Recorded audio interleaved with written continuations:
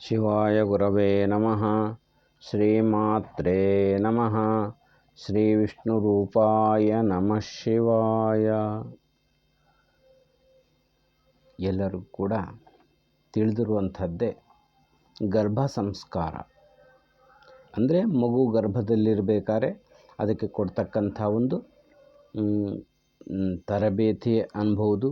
ಅದಕ್ಕೆ ನೀಡ್ತಕ್ಕಂಥ ಒಂದು ಸಂಸ್ಕಾರ ಅಂದರೆ ಒಂದು ಒಳ್ಳೆಯ ಒಂದು ವಿಧದಲ್ಲಿ ಬೆಳೆಸ್ತಕ್ಕಂಥದ್ದು, ಸೂಚನೆಗಳನ್ನ ಕೊಡ್ತಕ್ಕಂಥದ್ದು ಅಂಥದ್ದು ಸಾಮಾನ್ಯವಾಗಿ ಗೊತ್ತಿದೆ.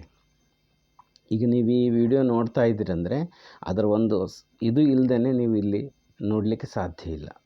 ಇದು ಮಂತ್ರಯುಕ್ತ ಗರ್ಭ ಸಂಸ್ಕಾರ. ಏನಿದ್ರ ವಿಶೇಷತೆ ಅಂತ, ಇದು ಏನು ಅಂದರೆ ಇದು ಶಾಸ್ತ್ರದಲ್ಲಿ ವಿಧಿಸಿರ್ತಕ್ಕಂಥದ್ದು. ವಿಧಿ ಅಂದರೆ ಅದು ಶಾಸ್ತ್ರಗಳು ಸರಿಯಾಗಿ ಹೇಳಿದ್ದಾವೆ. ಯಾವ ತಿಂಗಳಲ್ಲಿ ಯಾವ ಮಂತ್ರವನ್ನು ಜಪ ಮಾಡಬೇಕು, ಗರ್ಭಿಣಿ ಸ್ತ್ರೀಯರು ಯಾವ ತಿಂಗಳಲ್ಲಿ 1ನೇ ತಿಂಗಳು ಯಾವ ಮಂತ್ರ ಜಪ ಮಾಡಬೇಕು, ಯಾವ ಆಹಾರ ನೈವೇದ್ಯವನ್ನು ದೇವರಿಗೆ ಇಡಬೇಕು, ಅದರಿಂದ ಏನಾಗುತ್ತೆ, ಹೀಗೆ ಪ್ರತಿಯೊಂದು 7 ತಿಂಗಳಿಗೂ ಒಂದೊಂದು ಮಂತ್ರ, ವಿಧವಾದ ಬೇರೆ ಬೇರೆ ಮಂತ್ರ ಮತ್ತು ಬೇರೆ ಬೇರೆ ವಿಧವಾದ ನೈವೇದ್ಯ. ಯಾಕೆ ಇಟ್ಟಿದ್ದಾರೆ ಅಂದರೆ 7 ತಿಂಗಳವರೆಗೂ ಇದೆ. 8-9 ತಿಂಗಳಿಗೆ ಮಂತ್ರ ಸಾಧನೆಗೆ ಹೇಳಿಲ್ಲ, 7 ತಿಂಗಳವರೆಗೂ ಹೇಳಿದ್ದಾರೆ. 8-9 ಒಂದು ಸಾಧನೆ ಇದೆ. ಸುಖಪ್ರಸವ ಆಗಲಿಕ್ಕೆ ಒಂದು ಮಂತ್ರ ಇರ್ತದೆ, ಅದನ್ನು ಕೂಡ ಇಲ್ಲಿ ಹೇಳಲಾಗ್ತದೆ. ಮುಖ್ಯವಾಗಿ ನಮ್ಮ ದೇಹ ಸಪ್ತಧಾತುಗಳಿಂದ ತಯಾರಾಗಿದೆ. ಚರ್ಮ, ರಕ್ತ, ಮಾಂಸ, ಮೇಧಸ್ಸು, ಅಸ್ಥಿ, ಮಜ್ಜ, ಶುಕ್ಲ, ಈ ಸಪ್ತಧಾತುಗಳಿಂದ ತಯಾರಾಗಿರ್ತಕ್ಕಂಥದ್ದು. ಇದಕ್ಕೆ ಒಂದೊಂದು ತಿಂಗಳಿಗೆ ಒಂದೊಂದು ಅಭಿವೃದ್ಧಿ ಆಗ್ತದೆ ನಮ್ಮ ದೇಹದಲ್ಲಿ. ಆ ಕ್ರಮವಾಗಿ ಆ ಮಂತ್ರ ಜಪ ಮಾಡೋದ್ರಿಂದ, ಆ ನೈವೇದ್ಯ ಮಾಡೋದ್ರಿಂದ ಏನಾಗುತ್ತೆ, ಆ ಮಗುಗೆ ಆ ಪೋಷಣೆ ಸಿಗ್ತದೆ. ಹಾಗಾಗಿ ಅದು ಉನ್ನತವಾದ ಸ್ಥಿತಿ. ಈಗ ಅಂದರೆ ಮಾಮೂಲು ಬೆಳೆಯೋದಕ್ಕಿಂತ ಉನ್ನತವಾದ ಒಂದು ಜ್ಞಾನ ಅದಕ್ಕೆ ಉಂಟಾಗ್ತದೆ. ಮಂತ್ರ ಸಹಿತ ಅಲ್ಲಿರೋದ್ರಿಂದ ಇನ್ನು ಹೆಚ್ಚು ಪ್ರಕಾಶಮಾನವಾಗಿ ಬೆಳೀತಕ್ಕಂಥದ್ದು ಒಂದನೇದು. ಇಲ್ಲಿ ಮಂತ್ರ ಅಷ್ಟೇ ಅಲ್ಲ, ಯಾವ ನೈವೇದ್ಯ, ಅಲ್ಲಿ ಯಾವ ಧಾತು ಉತ್ಪನ್ನ ಆಗ್ತದೆ, ಯಾವ ಚಕ್ರಕ್ಕೆ ಅದು ಸಂಬಂಧ ಇದೆ, ಅದು ಯಾವ ಚಕ್ರದಿಂದ ಆ ಧಾತು ಉತ್ಪನ್ನ ಆಗ್ತದೆ, ಇದನ್ನು ಹೇಗೆ ಧ್ಯಾನ ಮಾಡಬೇಕು ಅನ್ನೋದೆಲ್ಲವನ್ನ ಒಂದು ನೀಟಾಗಿ ಒಂದು ಇದು ಮಾಡ್ತಾಯಿದೆ, ಒಂದು ಆನ್ಲೈನನ್ನು ಮಾಡ್ತಾಯಿದ್ದೀನಿ. ಇದದ್ದು ಸರಳವಾಗಿರ್ತಕ್ಕಂಥದ್ದು ಯೂಟ್ಯೂಬ್ನಲ್ಲಿ ಕೊಡ್ತೇನೆ. ಅವ್ರು ಸ್ವಂತಕ್ಕೆ ಮಾಡಿಕೊಳ್ಬಹುದು. ಇಲ್ಲಿ ಸ್ವತಃ ಗುರುಮುಖೇಣ ಕಲಿಬೇಕು ಅನ್ನುವಂಥವ್ರು, ಅಥವಾ ಇನ್ನು ಡೀಪಾಗಿ ಅದರ ಬಗ್ಗೆ ವಿಷಯ ಮಾಡಿ ಅದರ ಬಗ್ಗೆ ಹೆಚ್ಚು ಆಸಕ್ತಿ ಇರ್ತಕ್ಕಂಥವ್ರಿಗೆ ಇನ್ನೂ ಏನೇನು ಸಿಗ್ತದೆ ಅನ್ನೋದು ಅದಿರ್ತದೆ. ಇನ್ನು ಇದು ಹಿಂದೂಗಳಿಗಷ್ಟೇನಾ ಅಂತ ಒಂದು ಪ್ರಶ್ನೆ ಬರ್ತದೆ. ಇದು ಈ ಮಾನವನಾಗಿ ಹುಟ್ಟಿರ್ತಕ್ಕಂಥ ಪ್ರತಿಯೊಬ್ಬ ಮನುಷ್ಯನಿಗೂ ಅವಶ್ಯಕವಾಗಿರ್ತಕ್ಕಂಥದ್ದು. ಇದರಿಂದ ಏನಾಗುತ್ತೆ, ಅವರ ವಂಶ ಉದ್ಧಾರ ಆಗುತ್ತೆ, ಜೊತೆಗೆ ದೇಶ ಉದ್ಧಾರ ಆಗುತ್ತೆ, ಇಡೀ ವಿಶ್ವವೇ ಉದ್ಧಾರ ಆಗುತ್ತೆ. ಇದು ಮೂಲ. ಈಗ ಅವರಿಗೆ ಈ ನಮ್ಮ ಮಂತ್ರಗಳು ಓಂ ನಮಃ ಶಿವಾಯ ಅಂತಂದು ಹೇಳ್ರಿ ಅಂತ ಹೇಳಿದರೆ ಅವ್ರು ಹೇಳ್ತಾರವಾ? ಅವ್ರು ಹೇಳೋದಿಲ್ಲ. ಅವ್ರಿಗೆ ಏನು ಮಾಡಬೇಕಂದ್ರೆ ಅವ್ರಿಗೆ ಬೇರೆ ಮಂತ್ರಗಳಿದ್ದಾವೆ, ಅವನ್ನು ಇದರೊಳಗೆ ನಾವು ಈ ವಿಡಿಯೋನಲ್ಲಿ ಹೇಳ್ತೀನಿ ಯಾವ್ಯಾವ ಒಂದೊಂದು ತಿಂಗಳು ಅವರು ಕೂಡ ಇದನ್ನು ಆಚರಣೆ ಮಾಡಿ ಅವರು ಕೂಡ ಇದನ್ನು ಲಾಭವನ್ನು ಎಲ್ಲ ಧರ್ಮದವರು, ಎಲ್ಲ ಕುಲದವರು, ಹಿಂದೂ, ಮುಸ್ಲಿಂ, ಕ್ರಿಶ್ಚಿಯನ್ ಯಾವ ಮತ ಭೇದಗಳಿಲ್ಲದೆ ಎಲ್ಲರೂ ಆಚರಣೆ ಮಾಡ್ತಕ್ಕಂಥದ್ದು ಕೂಡ ಒಂದು ಪದ್ಧತಿ. ಇದು ಒಬ್ಬರಿಗೆ, ಅದು ಒಬ್ಬರಿಗೆ, ಆ ರೀತಿಯಲ್ಲಿ ಕೂಡ ಇಲ್ಲಿ ವಿವರಣೆ ಮಾಡ್ತದೆ. ಮತ್ತು ಇನ್ನೊಂದು ಏನಂದರೆ, ಇಲ್ಲಿ ಸುಖಪ್ರಸವ ಆಗಲಿಕ್ಕೆ ಒಂದು ಮಂತ್ರವನ್ನು ಕೂಡ ಇದರಲ್ಲಿ ಕೊಡಲಾಗ್ತದೆ. ಮತ್ತು ಇದರ ವಿಶೇಷ ಪ್ರಯೋಜನ ಏನು ಅಂತಂದರೆ, ಇದು ನಮ್ಮ ಆರೋಗ್ಯ ಸುಧಾರಿಸ್ತದೆ. ಇದು ನಾವು ಮಾಮೂಲಾಗಿ ಗರ್ಭಿಣಿಯರಿಗೆ ಹೇಳಿದ್ರಿ, ಅಥವಾ ನಾವೇನಾದರೂ ಗರ್ಭದಿಂದ ಹೊರಗೆ ಬಂದಿರೋರೇ ತಾನೇ ನಾವೇನಾದರೂ ಇದನ್ನು ಜಪ ಮಾಡಿದ್ರೆ ಏನಾಗುತ್ತೆ ಅಂದರೆ, ಇದು ಉಪಾಸನೆ ಮಾಡಿದರೆ ಏನಾಗುತ್ತೆ ಅಂದರೆ ನಮಗೆ ಆರೋಗ್ಯ ಸುಧಾರಿಸ್ತದೆ. BP, ಶುಗರು ಮತ್ತು ಹಿಸ್ಟೀರಿಯೋಪೊರೋಸಿಸ್ ಅಂತಾರೆ, ಎಲುಬಿನ ಮೂಳೆ ಸಾಂದ್ರತೆ ಕಡಿಮೆ ಆಗಿ ಬಹಳಷ್ಟು ಸಮಸ್ಯೆ ಅನುಭವಿಸ್ತೀವಿ. ಚರ್ಮ ಸಂಬಂಧಿ ಸಪ್ತಧಾತುಗಳಿಂದ ಯಾವುದೇ ಸಮಸ್ಯೆ ಇರಲಿ ಕ್ಲಿಯರ್ ಆಗ್ತದೆ 100%.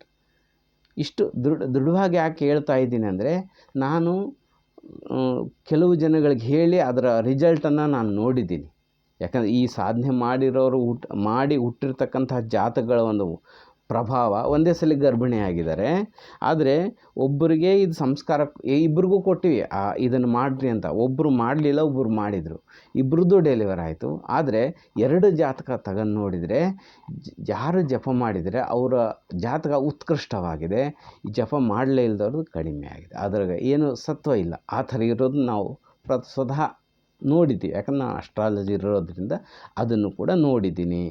ಈಗ ಈಗ ಸುಮಾರು ಇದು ಈಗಿಂದೇನಲ್ಲ, ಸುಮಾರು 10-15 ಇದ್ರ ಬಗ್ಗೆ ಕೃಷಿ ಮಾಡಿ ಈಗ ಹಿಂಗೆ ನಲ್ಲಲ್ಲೇ ಇಟ್ಕೊಂಡು ಮಾಡೋದಕ್ಕಿಂತ 4 ಜನಕ್ಕೆ ಹೇಳಬೇಕು ಅನ್ನುವಂಥದ್ದು ಉದ್ದೇಶದಿಂದ ಇದನ್ನು ಮಾಡ್ತಾಯಿದ್ವಿ. ನಾವು ಏನಾದರೂ ಈಗ ನಮಗೇನೂ ಇಲ್ಲ, ನಾವು ಹೊರಗೆ ಬಂದಿದ್ದೀವಿ, ನಾವು ಕೂಡ ಈಗ ಕೆಲವರಿಗೆ BP ಶುಗರ್ ಕಡಿಮೆ ಆಗಿದೆ ಈ ಮಂತ್ರಗಳ ಜಪದಿಂದ.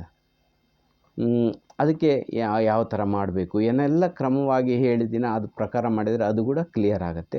ಎಲ್ಲ ಸಮಸ್ಯೆಗಳು ಕೂಡ ದೇಹದಿಂದ ಆರೋಗ್ಯ ಇರ್ತಕ್ಕಂಥ ಸಮಸ್ಯೆ ಕ್ಲಿಯರ್ ಆಗುತ್ತೆ.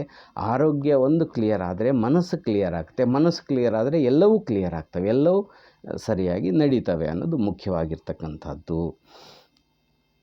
ಇದು ಎಲ್ಲರೂ ಕೂಡ ಮಾಡುವಂಥ ಪದ್ಧತಿ ಆಗಿರ್ತಕ್ಕಂಥದ್ದು. ಇನ್ನು ವಿಶೇಷವಾಗಿ ನಾನು ಹೇಳೋದೇನೆಂದರೆ 1 ರಿಂದ 5 ತಿಂಗಳ ಒಳಗಿರ್ತಕ್ಕಂಥ ಗರ್ಭಿಣಿಯರಿಗೆ ಒಂದು ಆನ್ಲೈನನ್ನು ಕ್ಲಾಸನ್ನು ನಾನು ತಗೊಳ್ತಾ ಇದ್ದೀನಿ. ಈ 10ನೇ ತಾರೀಕಿಂದ ತಗೊಳ್ತಾ ಇದ್ದೀನಿ. ಅಂದರೆ 5ನೇ ತಾರೀಕೊಳಗೆ ಅವರು ಎನ್ರೋಲ್ ಆಗಬೇಕಾಗತ್ತೆ. ಯಾಕಂದರೆ ಇದರ ಬುಕ್ಕು ಮತ್ತು ಅದಕ್ಕೆ ಯಂತ್ರ, ಒಂದು ವಿಶಿಷ್ಟ ಪವರ್ ಇರಲಿಕ್ಕೆ ಯಂತ್ರ, ಒಂದು ಷಟ್ಚಕ್ರ ಸಂಚಾರಿಣಿ ಅನ್ನುವಂಥ ಚಿಕ್ಕ ಗ್ರಂಥ ಇದು ತೋರಿಸ್ತೀನಿ. ಇದು ಇದರಲ್ಲಿ ಎಲ್ಲದನ್ನೂ ಇದು ಹೊರಗಡೆ ಎಲ್ಲೂ ಸಿಗೋದಿಲ್ಲ. ಇದು ನಾನೇ ಬರೆದಿರ್ತಕ್ಕಂಥದ್ದು.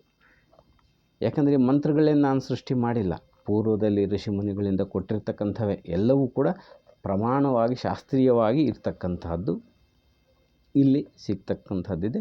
ಬೇಕಾದಂಥವರು ಕಾಲ್ ಮಾಡಿದರೆ, ವಾಟ್ಸಪ್ ಮೆಸೇಜ್ ಮಾಡಿದರೆ ನಾನು ಅದಕ್ಕೆ ಉತ್ತರಿಸ್ತೇನೆ. ನೇರವಾಗಿ ಕೂಡ ಮಾತಾಡ್ಬೋದು. Number 9844707017 9844707017 number. ಇದಕ್ಕೆ ಕಾಲ್ ಮಾಡಿದರೆ ಆಯಿತು, ವಾಟ್ಸಪ್ ಮೆಸೇಜ್ ಮಾಡಿದರು, ಅದೇನು ಅನ್ನೋದು ನಾನು ಹೇಳ್ತೇನೆ. ಹೆಚ್ಚು ಜನಕ್ಕೆ ನಾನು ಅಪೇಕ್ಷೆ ಪಟ್ಟಿಲ್ಲ. ಕೆಲವು ಜನಗಳು ಒಂದು 25 ಜನ ಆದರೂ ಸಾಕು ನನಗೆ, ಅಷ್ಟೇ. 10 ಜನ ಆದರೂ, ಒಬ್ಬರಿಗಾದರೂ ನಾನು ತರಬೇತಿ ಕೊಡೋಕ್ಕೆ ನಾನು ತಯಾರಿದೆ. ಯಾಕಂದರೆ ಒಬ್ಬರಿಗೆ ಅನುಕೂಲ ಆದರೆ ಸಾಕು, ಹ್ಯಾಪಿ, ಖುಷಿಯಾಗತ್ತೆ. ಈ ರೀತಿ ಇರ್ತಕ್ಕಂಥದ್ದು. ಇನ್ನು ಏನಂದರೆ ಇದು ಪೂರ್ವಭಾವಿ ಏನೇನು ತಯಾರು ಮಾಡಿಕೊಳ್ಬೇಕು ಅನ್ನೋದು ಒಂದೊಂದು ತಿಂಗಳಲ್ಲಿ ಯಾವ್ಯಾವುದು ಅನ್ನೋ ಸಪ್ರೇಟ್ ವೀಡಿಯೋಗಳು ಮಾಡಿದೆ. ಆ ವಿಡಿಯೋ ನೋಡಿಕೊಂಡು ಮಾಡ್ಬೋದು. ಆದರೆ ಇಲ್ಲಿ ನೇರ ಆನ್ಲೈನಲ್ಲಿ ಬಂದಾಗ ಏನಾಗುತ್ತೆ ಅಂದರೆ ಅದರ ವಿಶೇಷತೆ ಕೆಲವೊಂದು ಬುಕ್ಸ್ನಲ್ಲಿ ಇರ್ತದೆ, ಅದನ್ನು ಎಕ್ಸ್ಪ್ಲೇನ್ ಮಾಡಲಿಕ್ಕೆ ಆಗೋದಿಲ್ಲ, ಅದು ಸಂಕ್ಷಿಪ್ತವಾಗಿರ್ತದೆ. ಅದೇನಿದೆ ಅದನ್ನು ನಾನು ವಿಡಿಯೋದಲ್ಲಿ ಕೊಡ್ತೀನಿ, ಏನು ತೊಂದರೆ ಏನಿಲ್ಲ.